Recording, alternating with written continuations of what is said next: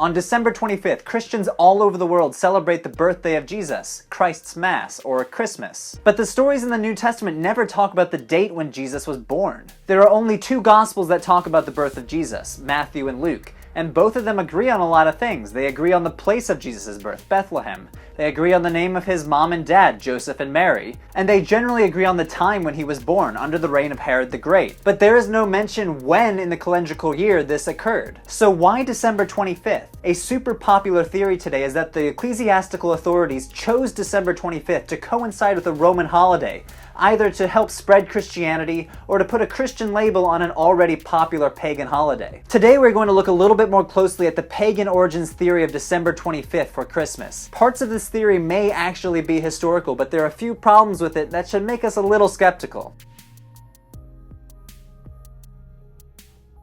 So here are the main arguments for the pagan origins theory of a December 25th Christmas. First of all, by the time Christianity started becoming popular in the 3rd and 4th centuries, the Romans had already been celebrating a huge festival at the end of December for centuries, called the Saturnalia. Now the Saturnalia shows up all throughout Roman literature, but no single text describes the festival in its entirety. So ancient historians are left trying to piece together a fragmentary record to try to get an idea what this festival was really like. To make matters even worse, the ways people celebrated the Saturnalia differed wildly depending on your region or your era. So that is to say, if you celebrated it in Italy in 100 BCE, you're going to celebrate it differently than if you lived in Gaul in 100 CE. The Saturnalia was the festival of the god Saturn and was at its height celebrated between 200 BCE and 200 CE. Celebrations began on December 17th and they could go for either 3 or 7 days depending on the historical period. And the festivities could include public banquets or sacrifices at local temples of Saturn. But the biggest part of the Saturnalia was private household feasts. And I'm not talking about small kinship groups. Some Roman households were huge. Like I talk about in another video, the Roman household could include the male head of the household called the paterfamilias, along with all his kids, his slaves, and his slaves' kids. And these Saturnalian family dinners were pretty weird because they ritually enacted role reversal. The Roman author Seneca writes that the masters dined with their slaves during Saturnalia, which is a huge deal for a society as socially stratified as the Roman Empire. And these festivals were pretty wild. Plutarch writes that the feasting goes on for days, and Martial writes about Roman freedmen hanging up their togas and putting on brightly colored party garments for the festival. Other Roman authors write about freedmen and slaves alike getting drunk, gambling, and arguing about philosophy. The argument goes that by the time the Roman Empire was being Christianized, the Saturnalia was so deeply entrenched in Roman society that it couldn't simply disappear from the calendar.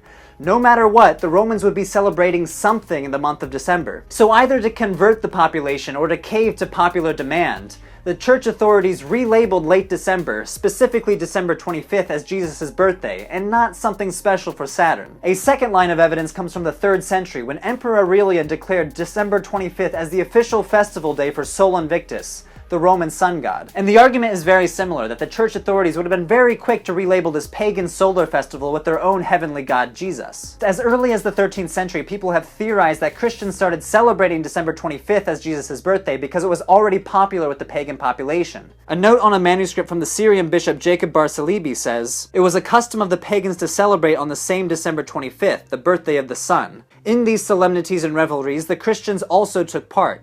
Accordingly, when the doctors of the church perceived that the Christians had a leaning to this festival, they took counsel and resolved that the true nativity should be solemnized on that day." Now, this isn't all that unbelievable. Most Christians had no problem celebrating Roman festivals, and it makes sense that as the traditional Greco-Roman cults disappeared from the Mediterranean, older Greek and Roman traditions would have been assimilated into Christian practice. But this theory has a few problems with it that should make us a little skeptical. My biggest problem with the pagan origins theory of a December 25th Christmas is that the church authorities chose the date. That they somehow had the power and the political wherewithal to say, all right, everyone, today we are worshiping Jesus and not Saturn. But more and more research coming out from this past decade has shown that the bishops of the 4th and 5th century were actually not that powerful outside of their immediate urban spheres of influence. One of my favorite archaeologists, Dr. Kim Bowes, has wrote a lot on this. As much recent research is beginning to suggest, the run-of-the-mill bishop in the West was a rather anemic creature, with neither resources nor the impetus to police the countryside, and certainly not to build or even control estate churches. She goes on to say that it was the landed nobility of the countryside that decided what was going on religiously among the populace. They were the ones deciding to build churches or not, and they were the ones deciding whether to force their workers or families to follow the liturgical calendar or not. So we should be really careful to assume that it was the bishops deciding on December 25th as Jesus' day of birth. If anything, they were responding to a popular majority that was already celebrating it on December 25th,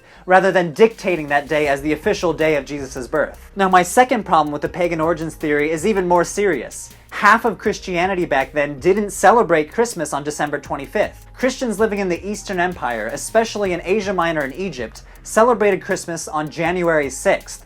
In fact, the Armenian Church of today still celebrates Christmas on January 6th. But there's no Saturnalia or Sol Invictus festival to blame January 6th, so we need another explanation. Some scholars have suggested that Christians celebrated Christmas on December 25th because it was exactly 9 months after March 25th, when Christians had calculated Jesus to have died according to the Gospel of John. It was believed that Jesus was conceived and crucified on the same day of the year. That is to say, Gabriel visited Mary on March 25th, and some 30 years later, Jesus was crucified on March 25th. And since humans gestate for around 9 months, a simple calculation reveals December 25th as Jesus' birth. And we find this in a few Christian sources. For example, in a Christian treatise titled On Solstices and Equinoxes, it says, "Therefore our Lord was conceived on the 8th of the calends of April in the month of March, which is the day of the Passion of the Lord and of his conception.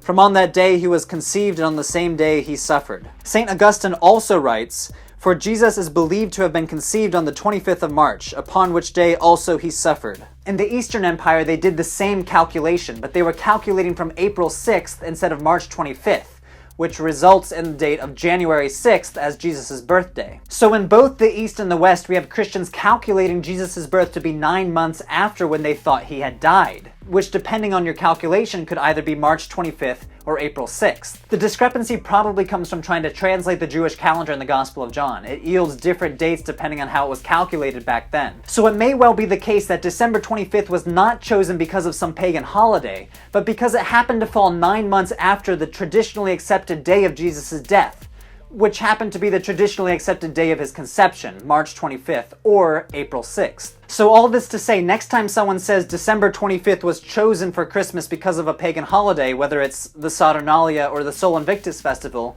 you can say, well, why did half of Christianity celebrate it on January 6th then? The pagan origins theory of a December 25th Christmas doesn't account for, one, the lack of power the bishops had over their local populations. Most of our archaeological research suggests to us that the bishops were not able to control what was happening religiously out in the countryside. Two, the theory doesn't account for regional differences. Not everyone celebrated the Saturnalia or the Sol Invictus festivals, and these celebrations differed depending on where you lived in the empire. Not only that, Christians in the West celebrated Christmas on the 25th, and Christians in the East celebrated Christmas on the 6th. A more robust theory has to account for these geographical differences. And a third problem is the theory doesn't account for the fact that no Christian text says anything about assimilating Saturnalia or the Sol Invictus festival. But several Christian texts do talk about calculating his birth date as taking place 9 months after his accepted conception day, either late March or early April. Ultimately, we just don't know why Christmas came to be celebrated on December 25th. It's perfectly reasonable to say that both of these theories have some truth to them. But simple historical theories that try to explain complex human phenomena are never going to be 100% accurate, especially when those human phenomena are occurring 1500 years ago in a society without mass media or instant communication. As always, thanks for watching and subscribing, and have a happy Saturnalia.